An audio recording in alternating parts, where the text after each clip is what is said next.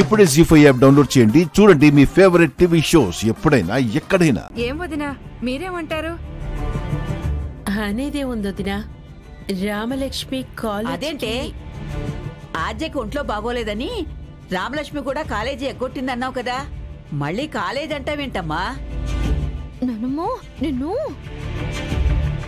అదే అత్తయ్య, అమ్మ ఈరోజు కాలేజీకి కూడా వెళ్ళలేదని నేను చెప్పబోతున్నాను, మీరే చెప్పేశారు.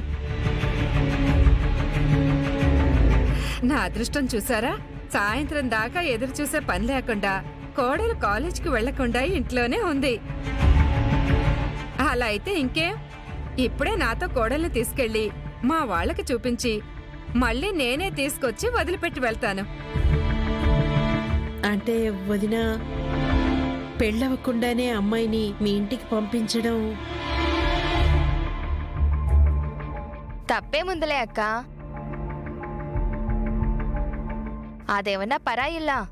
ఈ రోజు కాకపోతే రేపైనా మన రామలక్ష్మి ఆ ఇంటికే కదా వెళ్లాల్సింది. పంపిస్తే తప్పే ఉంది.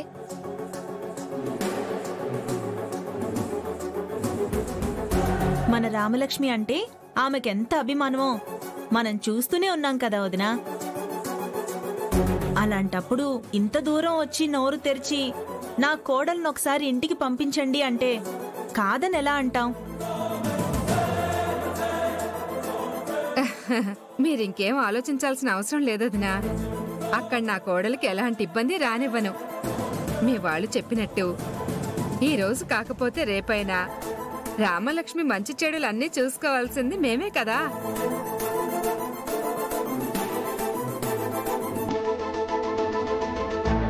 మా అబ్బాయితో పెళ్ళనుకున్నప్పుడే రామలక్ష్మి ఈ ఇంటి బిడ్డ కాదు, మా ఇంటి బిడ్డ కూడా అయిపోయింది. అందుకే ఇంత చనువుగా వచ్చి అడుగుతున్నాను. మా వాళ్ళేమో రామలక్ష్మిని చూడాల్సిందేనని పట్టుబట్టి అందరూ వస్తున్నారు.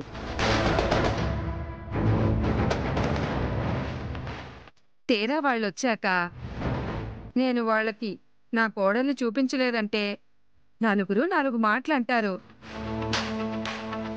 ఆయన వాళ్ళు అడిగింది చేయలేదంటే అది వాళ్ళు అవమానంగా భావించే ప్రమాదం ఉంది. ఉన్న పరిస్థితి చెప్పాను, కానీ మిమ్మల్ని చూస్తుంటే అమ్మాయిని పంపించడం ఇష్టం లేనట్టుంది.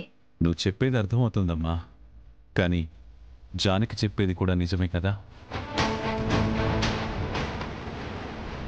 ఆడపిల్ల అత్తింటికి కోడలిగానే అడుగు పెట్టాలి, అప్పుడే అదొక జ్ఞాపకంగా మిగిలిపోతుంది. జీ5 యాప్ డౌన్లోడ్ చేసి అన్ని ఎపిసోడ్స్ పూర్తి ఉచితంగా చూడండి.